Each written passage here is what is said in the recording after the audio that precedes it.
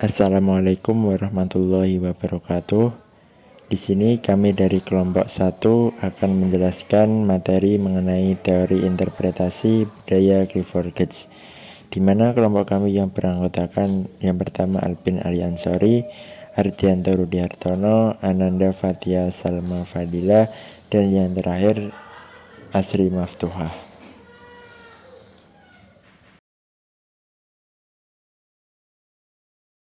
Sebelum kita memasuki materi, budaya itu lahir karena manusia melakukan hal-hal dari ide-ide mereka, perilaku, dan nilai-nilai. Akibatnya, memahami dan menggambarkan budaya hidup tidak dapat dipisahkan dengan tindakan manusia yang terlibat, dan agama adalah salah satu dari mereka. Clifford Geertz adalah seorang antropolog asal Amerika yang membuat review detail tentang konsep agama dan budaya dengan menggunakan metode yang disebut dengan deskripsi tebal. Geertz menyatakan bahwa analisis budaya bukan ilmu eksperimental mencari nilai-nilai, tetapi melainkan ilmu interpretatif mencari makna. Dua esai teoritisnya yang terkenal adalah yang pertama, beliau menggambarkan antropologi interpretatif secara umum, dan yang kedua menggambarkan secara khusus terutama dalam bidang agama. Dan untuk memulai, Geertz menggunakan pendekatan tersebut dalam studinya pada budaya dan agama. Tradisi antropologi pada masa lalu dipandang sebagai sebuah disiplin ilmu yang luasnya berupa kemampuan untuk mengeneralisasi ataupun menjelaskan apa saja yang dilakukan oleh manusia dan masyarakatnya. Tradisi tersebut dibangun atas dasar keinginan untuk menjadikan antropologi sebagai sesuatu yang sah dalam sebuah bangunan ilmu pengetahuan dengan memahami budaya sebagai model pendekatan untuk menjelaskan perilaku manusia. Pendahuluan. Terobosan yang dilakukan Geertz adalah membangun analisis atas ketidaksetujuannya terhadap teori sosial masa lalu. Perhatian utamanya adalah untuk menekankan pemikiran kembali secara serius terhadap hal-hal pokok dalam ilmu antropologi maupun ilmu sosial yang lain. Geertz menegaskan bahwa kegiatan budaya manusia merupakan hal yang luar biasa dan sangat khas. Maka yang terpenting dalam memahami budaya tersebut adalah menggunakan pendekatan yang disebut dengan interpretasi budaya. Kemudian yang selanjutnya mengenai biografi dari Clifford Geertz. Clifford Geertz dilahirkan di San Francisco, California, Amerika Serikat pada tanggal 23 Agustus 1926. Dia merupakan ahli antropologi budaya yang beberapa kali melakukan penelitian lapangan di Indonesia dan di Maroko. Dia juga menulis esai tentang ilmu-ilmu sosial serta merupakan pelopor pendekatan interpretatif dalam bidang antropologi.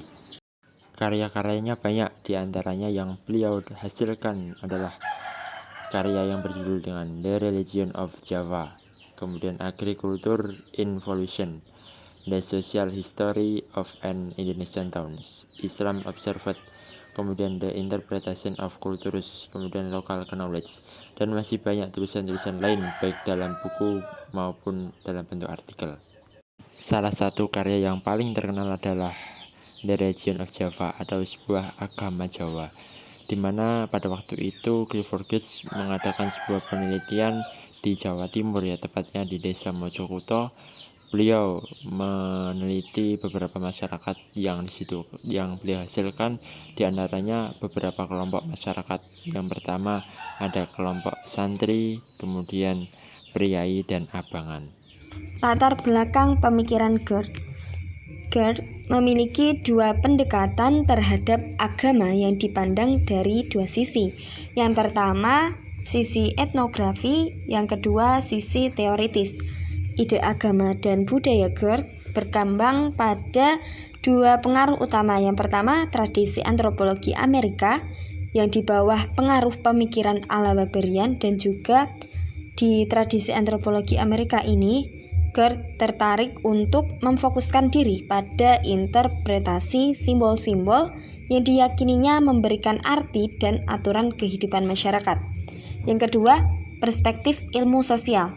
Di sini Gerd mencoba mengelaborasi pengertian kebudayaan sebagai pola makna atau pattern of meaning yang diwariskan secara historis dan tersimpan dalam simbol-simbol yang dengan itu manusia kemudian dapat berkomunikasi, berperilaku, dan memandang kehidupan. Gerd di sini menjelaskan lebih detail tentang konsep agama dan budaya dengan metode thick description, yaitu deskripsi mendalam sesuai dengan antropolog Inggris yaitu Gilbert Ryle. Interpretasi budaya dan agama atau thick description memiliki contoh penerapan objek teori, yaitu di sini Gerd menyimpang dari tradisi antropologi yang sebelumnya yang memberikan perhatian utama kepada kelompok suku atau pemukiman di pulau terpencil, komunitas petani atau pengembala, dan suku asing yang menghilang. Contohnya di Mojokerto yang memiliki kehidupan masyarakat yang multi agama, kemudian multi ras yang kompleks di sebuah kota kecil yang masyarakatnya melek huruf. Nah, untuk menguak fenomena menarik yang berkaitan dengan masyarakat di Mojokerto, Gerd melihatnya sebagai suatu sistem sosial dengan kebudayaannya yang akulturatif dan agamanya yang sinkretik yang terdiri atas sub kebudayaan Jawa yang masing-masing merupakan struktur-struktur sosial. Nah, di sini struktur sosial tersebut antara lain yang pertama ada abangan yang berpusat di pedesaan, yang kedua santri yang intinya berpusat di tempat perdagangan atau pasar, yang ketiga priai yang berpusat di kantor pemerintah di kota. Nah, selain itu di Mojokerto juga memiliki jenis mata pencaharian utama seperti yang pertama petani, kemudian pedagang kecil, pekerja tangan, buruh kasar dan pegawai, dan guru atau administratur. Agama masyarakat Jawa menurut Gerd. Yang pertama, agama sebagai fakta budaya. Clifford Geertz dalam Antropologi Budaya Kehidupan Jawa, ia melihat agama sebagai fakta budaya bukan semata-mata sebagai ekspresi kebutuhan sosial, ketegangan ekonomi, atau neurosis tersembunyi, meskipun hal-hal ini juga diperhatikan melalui simbol, ide, ritual, dan adat kebiasaannya. Agama juga bukan hanya berkutat dengan wacana kosmis tentang asal-usul manusia, surga, dan neraka, tetapi juga merajut perilaku politik saat memilih partai, jenis perhelatan, dan corak paguyuban. Praktik-praktik beragama seperti itulah yang memberi semacam peta budaya untuk melacak jaringan sosial yang dibentuk oleh warga. Realitas keagamaan dalam keseharian menurut perspektif Geertz sangat pluralistis daripada doktrin formal yang menekankan wacana standar yang global. Yang kedua, trikotomi budaya. Dalam buku Abangan Santri Piai dalam Masyarakat Jawa, Geertz juga menyuguhkan fenomena agama Jawa ke dalam 3 varian utama, abangan, santri, dan priayi. Trikotomi agama Jawa itulah yang sampai sekarang terus disebut dalam wacana sosial, politik, dan budaya di Indonesia dan menjadikannya referensi induk atas upaya ilmuwan sosial di belakangnya yang membedah tentang Jawa. Yang ketiga, hubungan antara Islam dan masyarakat Jawa. Salah satu yang mengedepankan dari konsepsi Geertz adalah pandangannya tentang dinamika hubungan antara Islam dan masyarakat Jawa yang sinkretik. Sinkresitas tersebut nampak dalam pola dari tindakan orang Jawa yang cenderung tidak hanya percaya terhadap hal-hal gaib dengan seperangkat ritual-ritualnya, akan tetapi juga pandangannya bahwa alam diatur sesuai dengan hukum-hukumnya, dengan manusia selalu terlibat di dalamnya. Hukum-hukum itu yang disebut sebagai numerologi. Melalui numerologi inilah manusia melakukan serangkaian tindakan yang tidak boleh bertentangan dengannya. Penggunaan numerologi yang khas Jawa itu menyebabkan adanya asumsi bahwa orang Jawa tidak dengan segenap fisik dan batinnya ketika memeluk Islam sebagai agamanya. Selanjutnya, Islam Observed. Penelitian Geertz tidak hanya berhenti di Jawa dan Bali saja, tetapi juga ke wilayah komunitas Islam di Maroko. Islam sebagai agama yang diteliti mempunyai corak dan latar yang berbeda di 2 tempat yang berbeda, yakni di Indonesia, dalam hal ini Jawa dan Maroko. Maroko tumbuh sebagai agama muslim yang terletak di Afrika Utara sejak 1050 sampai 1450. Berdasarkan penelitian Gertz di Maroko, kesimpulan akhir dikatakan bahwa Muslim Maroko memandang bahwa perjumpaan dengan Tuhan sebagai sesuatu pengalaman yang intens. Namun bagi mereka, kehidupan dalam perilaku keseharian sebagian besar tidak mencerminkan perilaku yang religius. Sebaliknya, di Indonesia pengalaman dengan Tuhannya mempunyai intensitas yang kecil, namun tingkah religiusitasnya jauh lebih luas. Dari ilustrasi hasil penelitian Gertz tersebut, bisa diambil 3 hal penting dari model penelitiannya. Yang pertama, Gertz mempunyai perhatian yang kuat pada kekhususan sebuah budaya. Yang kedua, penekanan karakteristik pada artistic description tentang agama. Dan yang ketiga, Gertz memasukkan satu kesimpulan yang lebih umum. Sebagai contoh, keduanya tidak menolak keraguan yang diakibatkan oleh munculnya sekularisme dan skriptualisme. Beberapa kritik terhadap teori Gertz.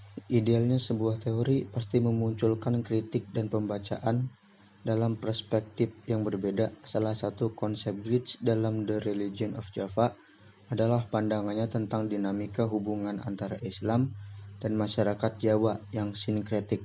Sinkretik tersebut nampak dalam pola tindakan orang Jawa yang cenderung tidak hanya percaya terhadap hal-hal gaib dengan seperangkat ritual-ritualnya, akan tetapi juga pandangannya bahwa alam diatur sesuai dengan hukum-hukumnya dengan manusia yang selalu terlibat di dalamnya. Di antara konsepsi yang ditolaknya adalah mengenai pencampuran istilah priai dengan istilah santri dan abangan. Abangan adalah lawan dari mutihan sebagai kategori ketaatan dalam beragama dan bukan klarifikasi sosial. Demikian pula konsep priai juga berlawanan dengan wong cilik dalam pergolongan sosial. Jadi terdapat kekacauan dalam penggolongan abangan, santri, dan priai. Dengan demikian dapat dikatakan bahwa salah satu kelemahan tulisan Gertz ini adalah terdapatnya ketidakparalelan di dalam susunan kategorisasi. Di satu sisi terdapat setara ekonomi untuk menggambarkan priai, sementara di sisi lain terdapat kategori religi ketika dia menggambarkan santri dan abangan. Hal ini berarti Gertz telah mengacaukan dua pembagian yang termasuk susunan yang berlainan, serta mencampur adukan pembagian horizontal dan vertikal dalam masyarakat Jawa, karena pada kenyataannya terdapat priai yang abangan atau priai yang santri. Terkait dengan metodologi penelitiannya, salah satu kritik yang cukup signifikan adalah kritik Talal Asad dalam penafsirannya terhadap agama. Sebagaimana diketahui, Gertz menempatkan agama dalam dua sisi, yaitu sebagai etos dan sebagai worldview. Menurut Asad, dalam meneliti fenomena keagamaan, seorang antropolog harus memiliki pengetahuan tentang ajaran tersebut, termasuk argumen yang mendasarinya. Disinilah kajian agama sebagai sekumpulan doktrin dan kajian agama sebagai realitas sosial bisa dipadukan. Penutup, dalam pandangan Gertz, agama merupakan sebuah sistem holistik yang terkait dengan lingkaran hermeneutis yang mencakup experience near compact, yaitu makna yang dialami oleh penganutnya, menuju experience distance compact, yaitu makna bagi orang luar, dan sebaliknya, faktor yang ada di dalam diri manusia berupa motivasi dan ide mendorong seseorang untuk melakukan sesuatu yang luar biasa bagi dirinya. Sementara faktor eksternal berupa simbol-simbol yang merupakan ekspresi dari praktik-praktik tindakan individu secara bersama, sehingga agama merupakan simbol bentuk ekspresi dari tindakan-tindakan individu secara bersamaan. Terlepas dari berbagai kritik yang diarahkan kepada Gertz, kesuksesannya membangun era interpretatif aktif dalam bidang antropologi dan menerapkannya dalam bidang studi agama, telah menjadi rujukan para pemikir sesudahnya, baik kalangan antropolog, agamawan, sosiolog, maupun disiplin ilmu lain. Terobosan ini yang membuat dia dikenal sebagai tokoh antropolog modern.